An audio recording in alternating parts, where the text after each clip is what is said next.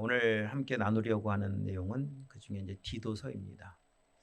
디도서를 성경 본문으로 선정하여 말씀을 나눌 수 있는 기회는 그렇게 많지 않은 것 같습니다. 저도 목회하면서 디도서를 성경 주제로 본문으로 설교해 본 적이 있나 찾아보니까 거의 없더라고요. 새벽 기도야 돌아가면서 읽는 성경을 계속 읽다 보니까 디도서를 새벽에는 설교했었지만은 주일은 특히 한 번도 없었던 것 같습니다.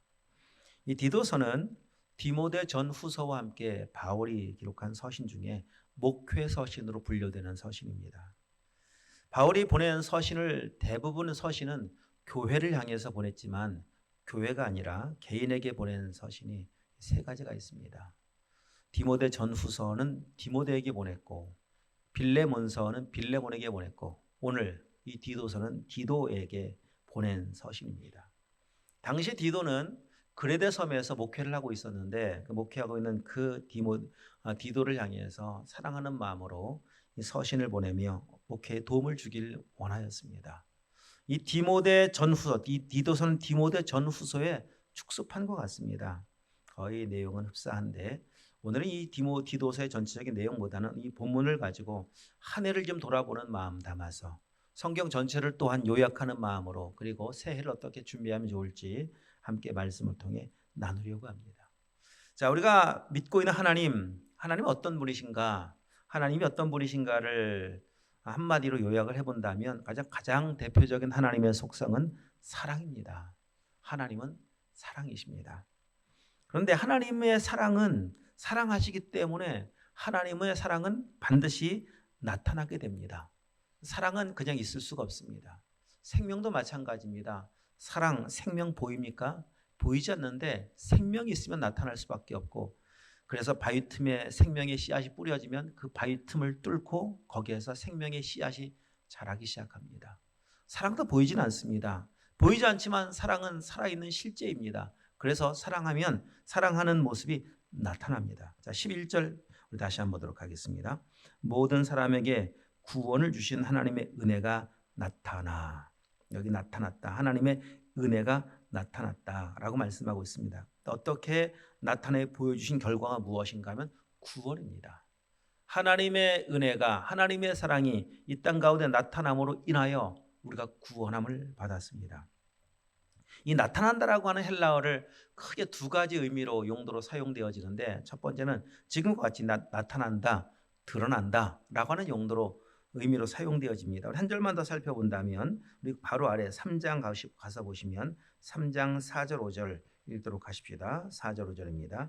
우리 구주 하나님의 자비와 사랑하심이 나타날 때에 우리를 구원하시되 우리가 행한 바 의로운 행위로 말미암지 아니하고 오직 그의 긍휼하심을 따라 중생의 씻음과 성령의 새롭게 하심으로 하셨나니 여기 4절 말씀에서도 사랑하심이 나타날 때 나타남으로 인하여 우리가 구원함을 받았다라고 말씀하고 있습니다.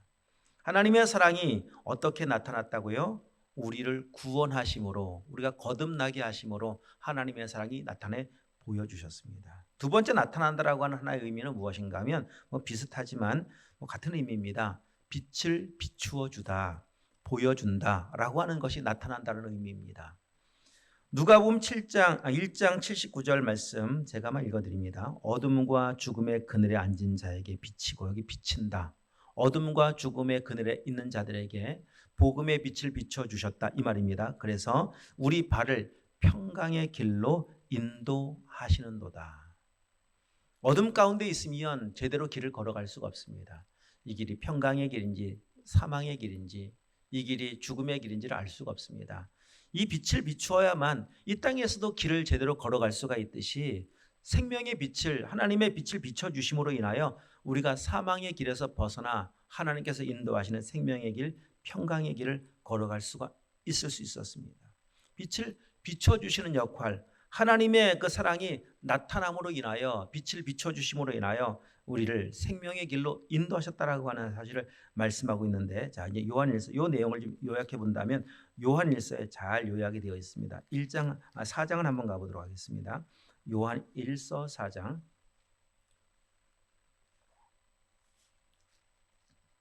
접어두시고 9절입니다.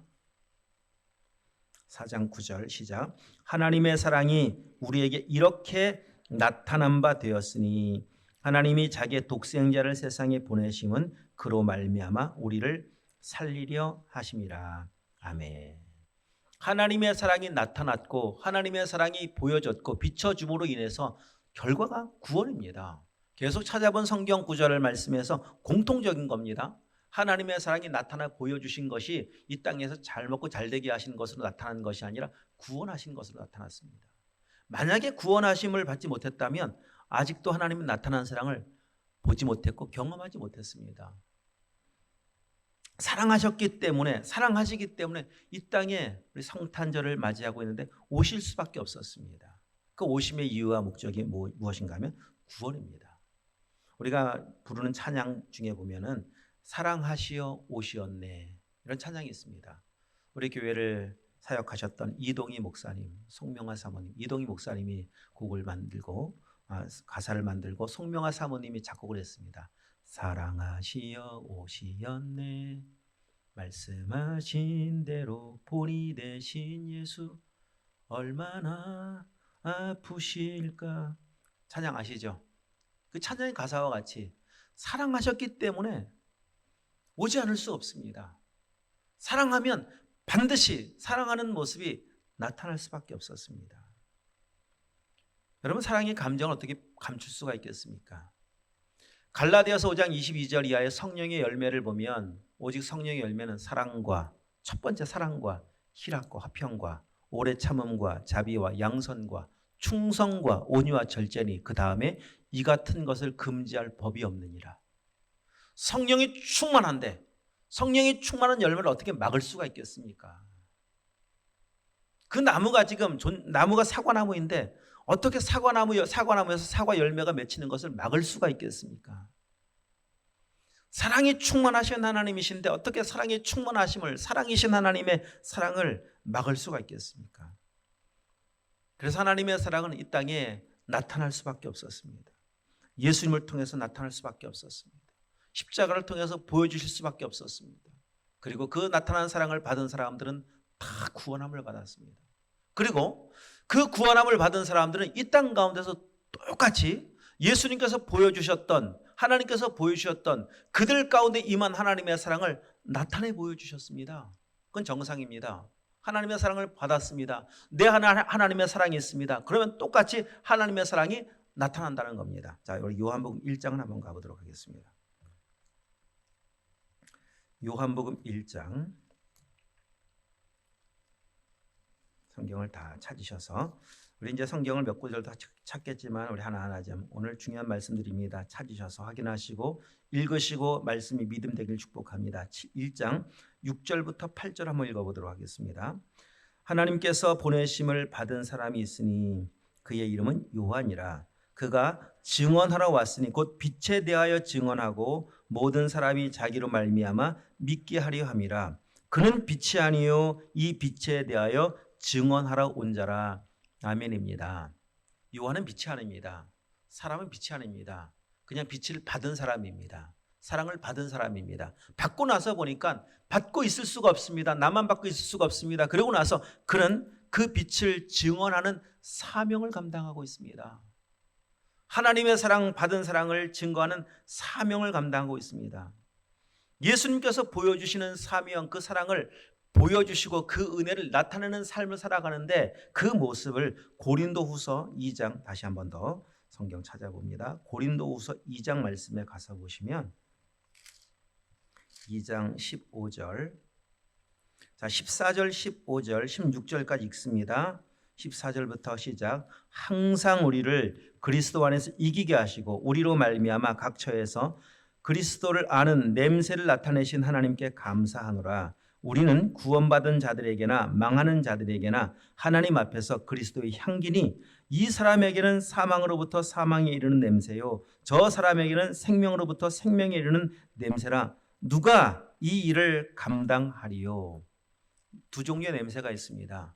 사망에 이르는 악취가 있고 생명에 이르는 향기가 있습니다. 여러분, 생명의 향기가 있는데 그 향기를 어떻게 감출 수가 있겠습니까?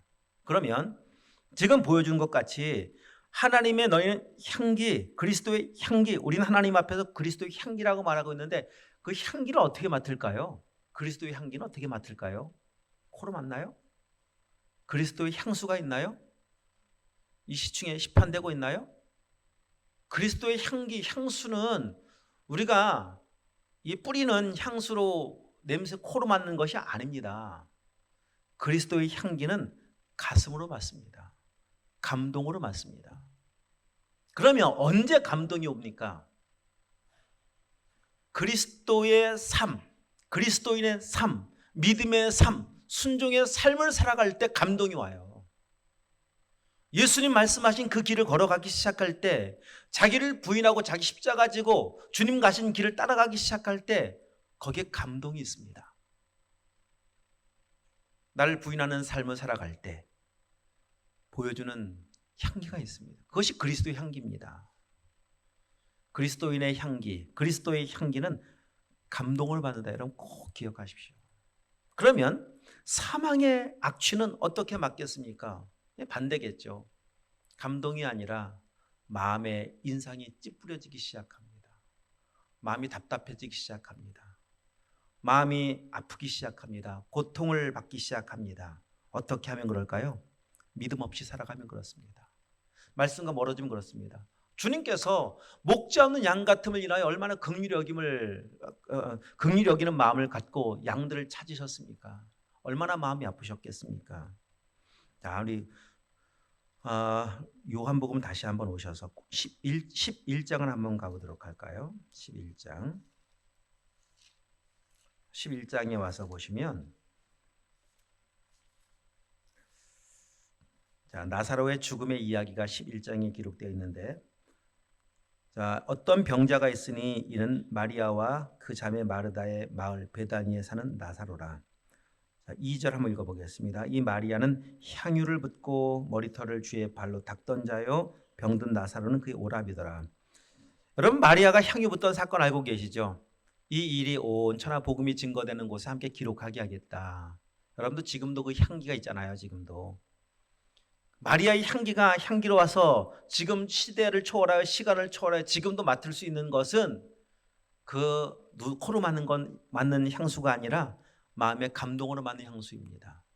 자기의 소중한 옥합을 깼거든요. 자, 근데 지금 오늘 살펴볼 거예요. 그 다음 3절 한번 읽어보겠습니다. 3절 시작. 이에 그 누이들이 예수께 사람을 보내 이르되 주여 보시옵소서, 사랑하는 자가 병들었나이다 하니. 이게 사랑하는 자가 이제 나사로인데 병들었습니다. 여러분 잘 한번 말씀을 보시면 좀 이해가 안 되는 부분이 있습니다. 사랑하시는 자가 병든 거예요. 왜 사랑하는 자가 병들어야 됩니까? 우리의 생각 속에는 하나님의 미움받는 자가 병들어야 되고 하나님 원수가 병들어야 되고 사랑하는 자는 병들었다고 나아야 될 것 같은데 왜 사랑하는 자가 병들어야 됩니까? 아니, 하나님의 사랑이 왜 이렇게 나타나야 됩니까? 이걸 하나님의 사랑으로 할 수 있겠습니까? 이런 질문이 들잖아요. 오늘 말씀을 생각해보면 더더욱 그렇잖아요. 하나님의 사랑이라고 우리가 이해할 수 있겠습니까? 병든 모습을 보면서. 근데 성경은, 진리는 그렇게 말씀하십니다. 사랑하는 자가 병들었다고요. 그러면 이 병도 하나님의 사랑을 나타내 보여주는 거예요. 이게 믿음입니다. 그래서 그 다음 절에 보면 이렇게 말씀하시는 거예요. 4절 말씀 읽어봐요. 예수께서 들으시고 이르시되 이 병은 죽을 병이 아니라 하나님의 영광을 위함이요 하나님의 아들이 이로 말미암아 영광을 받게 하려 함이라 하시더라. 아멘. 여러분, 이게 믿음입니다. 하나님의 영광은, 하나님의 사랑은 우리 육신의 약함을 통해서 나타납니다. 이 약함 속에, 연약함 속에 하나님을 향한 믿음이 생기면 하나님의 영광이 나타나고요. 하나님의 이 일하시는, 나타내 보여주시는 사랑은 이 연약함을 통해서 나타내셔서 무엇을 보여주시기 원하시는 건가 하면, 자, 우리 뒤로 넘어가 보시면 25절 26절입니다. 시작. 예수께서 이르시되 나는 부활이요 생명이니 나를 믿는 자는 죽어도 살겠고 무릇 살아서 나를 믿는 자는 영원히 죽지 아니하리니 이것을 내가 믿느냐. 이 병을 통해서 보여주기 원하셨던 것은 이 모습입니다. 예수님이 부활이고 생명이라고 하는 사실을 보여주고 알고 그 믿음으로 갖기를 원하고 계셨어요. 이 사실을 믿느냐. 그래서 여러분, 오늘 우리의 삶 가운데 만난 문제들이, 아픔들이, 이해할 수 없는 그 상황들이 하나님의 사랑을 지금 나타내 보여주시는 것인데 그 문제만 보면 하나님의 사랑처럼 느껴지지 않지만 그 문제를 통해서 우리가 알아야 될 하나님은 어떤 분이신가 하면 부활이고 생명이신 하나님을 아는 겁니다. 이 믿음의 자리까지 나가길 원하시는 것이 하나님의 뜻입니다. 이것을 믿느냐? 여러분 믿으시나요? 여기 물었어요. 예수님께서 믿느냐? 그러자 우리가 지금 대답한 것 같이 이르되 주여 그러하여다 나는 주는 그리스도시요 세상에 오신 하나님의 아들이신 줄 내가 믿나이다. 이게 마르다의 고백이었습니다. 그런데 여러분 더 내려가 보시면 그 마르다를 보고서 이렇게 주님께서 요청하셨어요. 39절 말씀 읽어보도록 하겠습니다. 39절 시작. 예수께서 이르시되 돌을 옮겨 놓으라 하시니 그 죽은 자의 누이 마르다가 이르되 주여 죽은 지가 나흘이 되었음에 벌써 냄새가 나나이다. 아니 방금 전에 믿는다고 해놓고서 돌을 옮겨 놓으라고 하니까 냄새가 납니다. 맞아요. 냄새 나요. 주님 이 냄새 못 맡으셨을까요? 맞습니다. 죽은 지 나흘 지나면 그 유대의 그 뜨거운 그 기후 속에서는요 시신이 다 부패합니다. 시신 썩는 냄새가 얼마나 고약하겠습니까? 자, 그 냄새가 주변 사람들 다 맡을 수 있습니다. 사람 썩으면 죽으면 이 시신에서 냄새 나는 거 맞습니다. 그 냄새는 코로 맡습니다. 그런데 여러분 이 악취보다 더 심각한 악취가 뭔지 아십니까? 영적인 악취라니까요. 믿음 없어 반응하고 있는 마르다와 같이 그 주변 사람들 얼마나 많은 사람들이 모여 있는지 모릅니다. 인산인해를 이루고 있습니다. 그들은 향기를 풍기는 사람들이 아니라 악취를 풀풀 풍기는 사람들인데 왜냐하면 여러분 10장 한번 가보십시오. 10장 31절 30절에서 예수님께서 나와 아버지 하나다 이렇게 말하니까 31절 읽겠습니다. 유대인들이 다시 돌을 들어 치려 하거늘 유대인들이 반응을 보세요. 예수님을 죽이려고 하고 있습니다. 33절 읽겠습니다. 유대인들이 대답하되 선한 일로 말미암아 우리가 너를 돌로 치려는 것이 아니라 신성 모독으로 인함이니 내가 사람이 되어 자칭 하나님이라 함이로다. 자 39절도 있습니다. 그들이 다시 예수를 잡고자 하였으나 그 손에서 벗어나 나가시더라. 잡으려고 하는 이유가 뭡니까? 죽이려고. 지금 예수님께서 계신 곳이 이런 사람들이 있는 곳입니다. 그 사람들의 눈에는, 그 사람들의 표정에는, 그 사람들의 손에는 돌이 들려 있습니다. 그 사람들의 표정은 죽이려고 하는 마음으로 가득한 사람을 향해 바라보는 시선이 어떻겠습니까? 저 사람 죽여버려야지, 저 인간 죽여버려야지 라고 하면서 그 한 사람을 바라보고 있는 그 표정 어떻습니까? 만무나만하죠. 잔뜩 외모로는 그럴듯하게 치장하고 와서 코로 맡는 향기가 날지 모르겠으나 그들의 표정은, 그들의 마음은, 그들의 태도는, 그들의 반응은 다 악취예요. 악취. 믿는 자만 향기를 풍깁니다. 믿지 않고는 아무리 믿습니다라고 말을 해도 소용없고요. 아무리 주님을 쫓아다니면서 그 옆에 그냥 가까이 붙어서 이 모양 저 모양을 다 보아도 소용없고요. 믿지 않으면 그 삶은 내내 악취예요. 악취. 그래서 40절 말씀 읽겠습니다. 예수께서 이르시되 내 말이 내가 믿으면 하나님의 영광을 보리라 하지 아니하였느냐. 다시 한번 읽습니다. 너무 중요한 말씀입니다. 오늘 가장 중요한 말씀인지도 모르겠습니다. 읽겠습니다. 시작. 예수께서 이르시되 내 말이 내가 믿으면 하나님의 영광을 보리라 하지 아니하였느냐 하시니 할렐루야. 믿어야만 영광을 봐요. 믿어야만 향기가 있습니다. 오늘 우리의 삶이 하나님의 은혜, 나타나신 하나님의 은혜, 나타나신 하나님의 사랑을 진짜 받고 그 사랑이 우리 속에도 충만해져서 하나님을 믿고 그 영광을 향해 나가는 삶, 그것은 바로 말씀 그대로 냄새 나는데 정말 죽은 지 나흘 돼서 냄새가 풀풀 풍기는데 주님께서 돌을 옮겨 놓으라면 옮겨 놓아야죠. 이 믿음 아니겠습니까? 말도 안 되는데 순종은 항상 그렇다니까요. 말도 안 되는데 순종하는 거예요. 논리에 안 맞는데 순종하는 거예요. 논리가 맞으면, 상식적이면 다 누가 순종 못하겠습니까? 전혀 안 맞는데도 불구하고 그냥 딱 한 가지 말씀을 믿기 때문에 순종하는 것. 믿어야 영광을 봐요. 믿어야 하나님 앞에 아름다운 모습으로 향기나는 삶으로 살아갈 수가 있습니다. 오늘 그런 은혜가 있길 축복합니다. 자, 그러면 이제 다시 본문으로 와서 보도록 하십시다. 하나님의 사랑이 어떻게 나타났는가 두 가지로 한번 살펴봐요. 나타난 하나님의 사랑이 구체적으로. 자, 14절을 먼저 보십시다. 14절입니다. 그가 우리를 대신하여 자신을 주심은 모든 불법에서 우리를 속량하시고 우리를 깨끗하게 하사 선한 일을 열심히 하는 자기 백성이 되게 하려 하심이라. 나타난 첫 번째 사랑은 무엇인가 하면 대신하여 속량하신 겁니다. 대신 값을 갚고 값을 지불함으로 노예에서, 죄의 노예에서 해방시켜준 거, 이게 속량이거든요. 여러분, 이 죄의 값은, 이 예수님께서 속량하신 죄의 값은 오직 예수님만 갚을 수 있습니다. 이 죄의 값이 얼마나 무섭고 끔찍한 값인가 하면 이 땅에 사는 동안 사람이 그 누구도 갚을 수가 없어요. 오직 예수님만 갚아요. 십자가로만 갚아요. 십자가 죽음으로만 갚아요. 그 죄의 값이 얼마나 크면 하나님만 갚을 수 있는 값이겠습니까?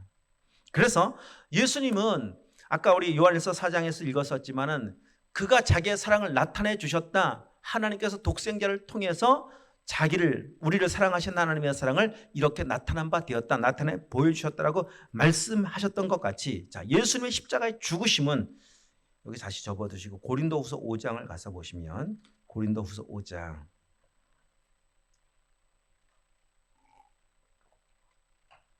14절 읽습니다. 14절 시작. 그리스도의 사랑이 우리를 강권하시는도다. 우리가 생각하건대 한 사람이 누구냐면 예수님이십니다. 한 사람이 모든 사람을 대신하여 죽었은즉 모든 사람이 죽은 것이라. 여기 모든 사람이 나오잖아요. 한 분 예수 그리스도의 죽으심은 모든 사람을 대신한 죽음이다. 그러면 그 모든 사람 속에는 당연히 저도 포함되어 있고요. 여러분도 포함되어 있어요.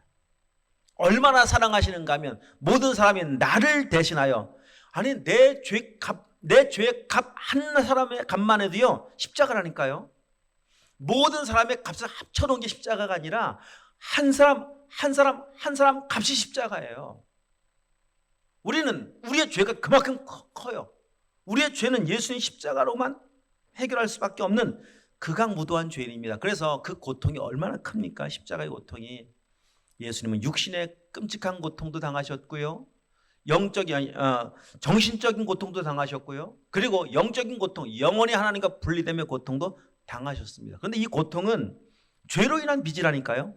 죄의 값이라니까요. 예수님께서 갚지 않으면 우리가 영원히 갚아야 될 빚이에요. 이 고통으로 갚아야 합니다. 그런데 갚을 수가 없어요. 그래서 영원히 육신의 고통이 영원하고, 정신적 고통이 영원하고, 그리고 영적 고통이 영원합니다.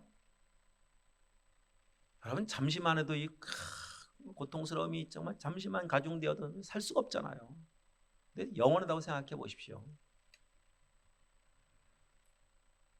우리가 하나님 앞에 먼저 깨달을 것은 무엇인가 하면, 하나님의 사랑이 이렇게 나타났는데 이 나타난 하나님의 사랑이 더 깊이 깨달아질 수 있기 위해서 필요한 것은 무엇인가 하면, 내가 바로 그 빚을 지고 있는 죄인인 것을 알아야 됩니다.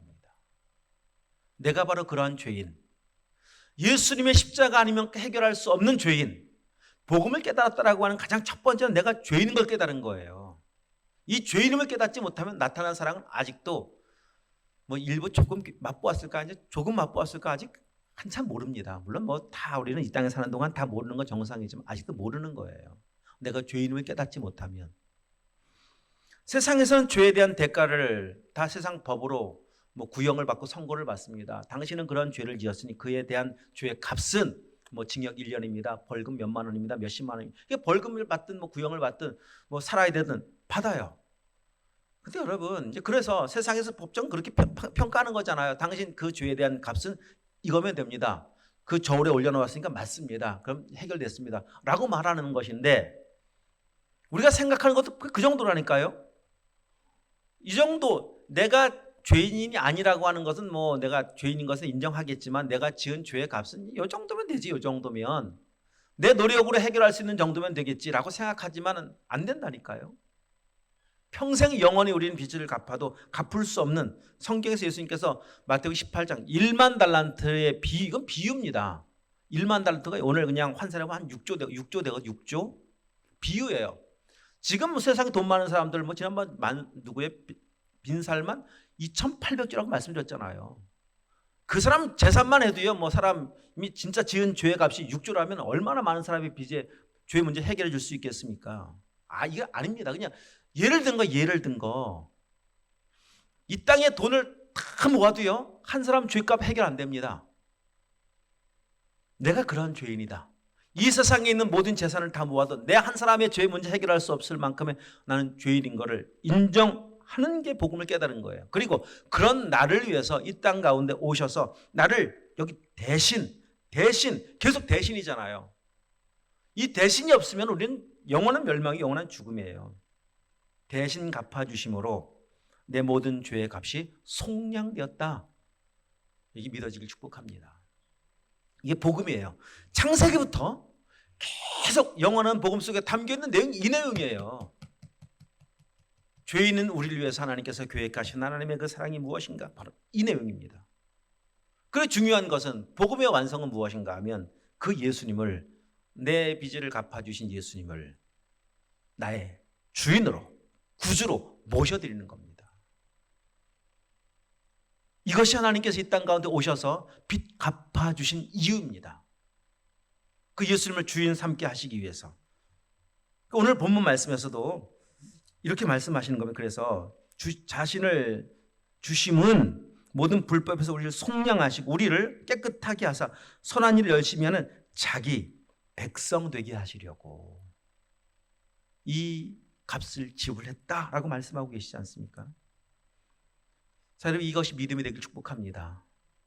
죄인된 나를 위해 오신 예수 그리스도, 나를 위해 보여주신 예수 그리스도의 십자가의 사랑이 나를 대신한 것이구나, 나를 대신한 하나님의 사랑이구나 믿어진 내가 있길 축복합니다.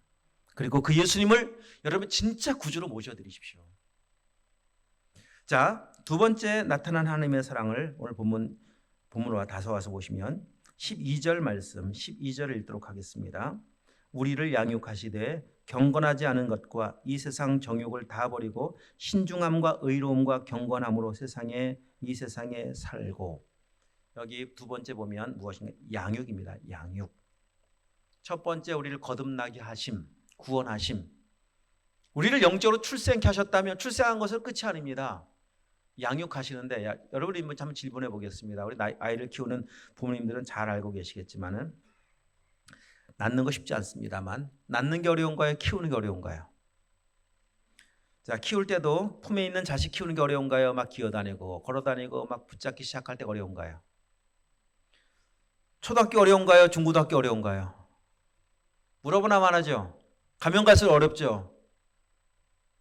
자, 장가 보내고 결혼 시집 보내면 다 끝인가요? 아니죠. 가면 갈수록 어렵죠.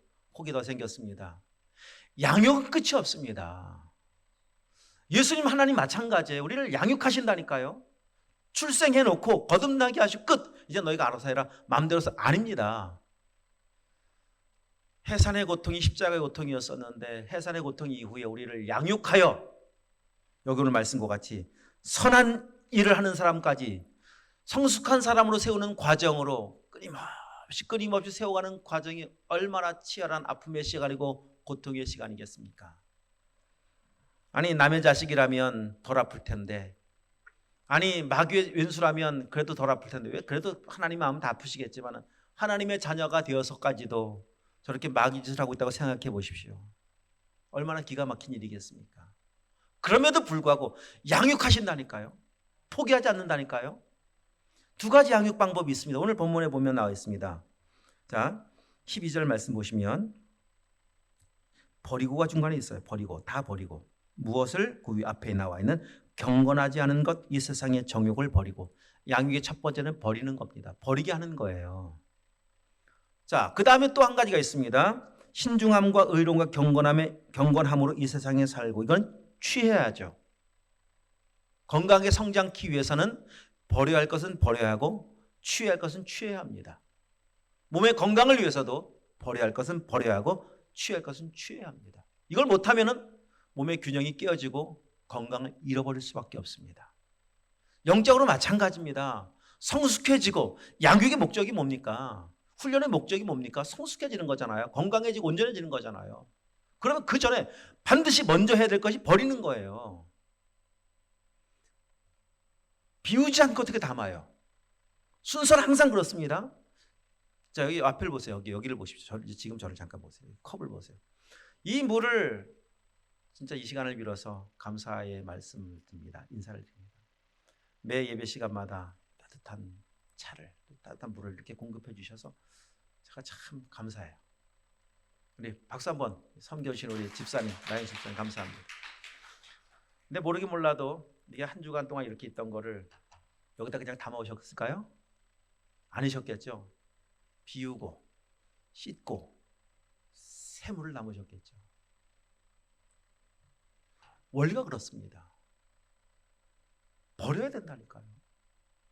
경건치 않은 거를 버려야 경건한 삶이 오죠. 한 해가 가고 있습니다. 다시 새해를 준비하고 있습니다. 여러분 버릴 건 버리고 좀 청산하고 가십시다. 그냥 가지 마시고 그냥 맞지 마시고 나이만 그냥 먹지 마시고 성숙해져야죠. 이제는 이제 2주 남아있는 이 2022년도 하나님 앞에 기도하면서 하나님 무엇을 버릴까요? 또 새해는 어떤 마음으로 살아야 될까요? 이게 좀 분명하고 구체적으로 결단되어질 수 있는 은혜가 축복합니다. 그러면 성장이에요. 근데 이게 엇박자가 되면은요 계속 어린아이로 남습니다. 버릴 건 버리지 않고 취할 건 버리고 버릴 건 취해요. 경건치 않은 것은 계속 취하고 경건한 것은 계속 버려요. 어떻게 성장을 해요? 성장을 절대 할 수가 없습니다. 근데 우리는 참 알아요. 알긴 알아요. 근데 알긴 아는데 문제는 머리로만 알아요. 안 되기 때문에 오늘 양육하는 거예요. 자, 우리 말씀 이제 정리가 다 됐습니다. 히브리서 한번 가보도록 하겠습니다. 히브리서 12장을 가서 보시면 안다니까요, 여러분. 모르지 않습니다. 그래서 하나님은 아는데 그 일을 행하지 못하고 있는 모습을 보면서 어떻게 말씀하시는가 하면 6절 7절 읽어요. 시작. 주께서 그 사랑하시는 자를 징계하시고 그가 받아들이시는 아들마다 채찍질 하심이라 하였으니 너희가 참음은 징계를 받기 위함이라. 하나님이 아들과 같이 너희를 대우하시나니 어찌 아버지가 징계하지 않는 아들이 있으리요. 징계가 나오잖아요. 채찍이 있지 않습니까? 오늘 아까 읽었던 디도서 2장 14절 말씀에 12절에 양육이라는 단어와 여기 징계라는 단어가 똑같은 단어입니다. 징계가 왜 필요한가 하면은 버려야 되는데 못 버려요. 해야 하는데 안 해요. 그러니까 징계하는 거예요. 사랑이 맨을 드는 겁니다. 안 하기 때문에, 못 버리기 때문에. 육신이 탁 한번 큰 병을 얻게 되어지면 삶을 굉장히 많이 돌아보게 되어집니다. 삶의 습관들을 돌아보게 되어지고 식생활 습관도 돌아보게 되어지고 삶에 살아가는 그 여러 가지 모습을 많이 돌아보잖아요. 이러면 안 되겠구나라고 하는 걸 다 생각하죠. 조절하기 시작하고 버리기 시작하고. 병 생겨서 아파서 병원 제일 처음에 가면은 의사가 제일 먼저 묻는 질문, 또 처방해주면서 약 처방해주면서 제일 먼저 하는 명령, 요구, 술, 담배 하시나요? 술, 담배 하시면 안 됩니다. 제일 먼저 그렇게 이야기하죠. 또 저에게도 제일 먼저 그렇게 이야기한다니까요. 약을 주면서 술, 담배 하시면 안 됩니다. 약 드시는 동안 술, 담배 하시면 안 됩니다. 왜 그렇게 하겠습니까? 그 질병과 술, 담배가 굉장히 밀접하게 연관성이 있기 때문 아니겠습니까? 버리라는 거예요. 이 세상에서도 하나님 앞에서 우리의 삶이 징계가 아픔이 예기치 못한 문제가 찾아왔을 때 우리의 삶을 돌아보라는 겁니다. 거기 버릴 게 있다니까요. 그냥이 아닙니다. 하나님께서 이스라엘 백성들을 왜 40년 광야로 인도하셨겠습니까? 양육하기 위함입니다.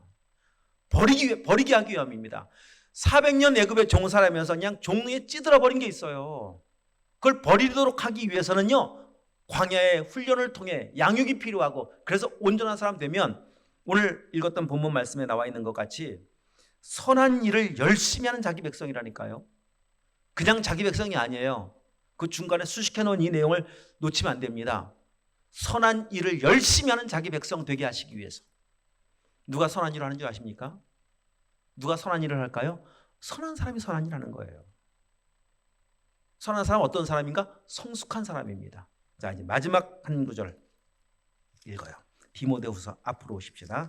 디모데후서 3장에 보시면 오늘 본문의 총체적인 결론과 말씀이 여기 잘 이렇게 한마디로 정리를 해놓고 있습니다.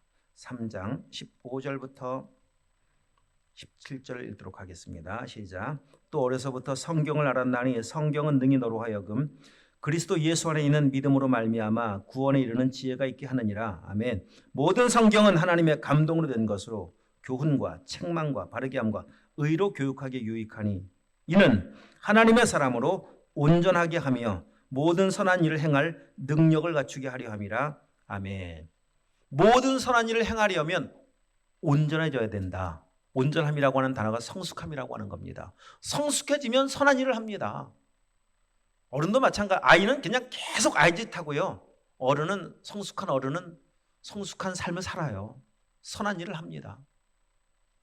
고린도전서 13장 11절 말씀에 보면 내가 어렸을 때는 말하는 것도 어린아이 같고 깨닫는 것도 어린아이 같고 그리고 생각하는 것도 어린아이 같고. 어린아이는 항상 절대 못 벗어나요. 어린아이가 어떻게 어른처럼 말을 합니까? 어른처럼 행동을 합니까? 그냥 그 수준 맞게끔 말하고 행동하고 깨닫고. 그런데 어린아이 갔다가 장성한 사람이 되어서는 어린아이의 일을 그냥 버려요. 그냥 버려요. 알려줘서 버리지 않아요. 어린아이들 놀던 장난감 지금도 갖고 있지 않아요. 그냥 알아서 버려요. 컸다는 겁니다. 성숙하면 온전해지면 하기 싫어서 선한 일 한다니까요. 하나님께서 창조하신 목적, 핏값 주신 목적, 대신 죽으신 목적이 바로 이 삶이 아니겠습니까? 핏값하며 살아요. 믿어야 영광을 봐요. 우리 새해 좀 저희 교회도 저도 우리 모두도 좀 성숙한 모습으로 세워져 가길 축복합니다. 선한 일을 하나님께서 기뻐하신 일이면 뭐 이게 시켜서 해야 되겠습니까? 알아서 이게 주님 기뻐하신 일이면 이제 제가 먼저 하겠습니다. 이제 제가 그 일을 하겠습니다. 누가 시키지 않아도 그냥 알아서 할 수 있는 모습. 이게 성숙한 어른이잖아요. 어른. 아이는 계속 시켜야 됩니다. 방 좀 치워라.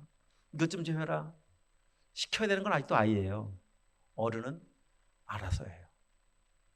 돌아보면서 알아서 전구가 나갔네. 여러분 전구 나간 거 잘 안 보이시죠? 지금 안 나갔습니다. 잘 보이시나요? 이 보이는 게 어른이에요. 더 어른은 뭐냐면 보이는 정도 끝나잖아요. 목사님이 안 가죠? 아직도 저거 지난주부터 봤는데 목사님 아직도 안 갈았네. 아직도 어린아이입니다. 어른은 내가 갈아요. 내가 해요. 하나님 기뻐하시는 그 일에 함께 드려짐으로 인하여 우리 가운데 생명의 향기가 아름답게 풍겨지는 그런 승리하는 그리스도인 다 되시길 축복합니다. 기도하도록 하십시오.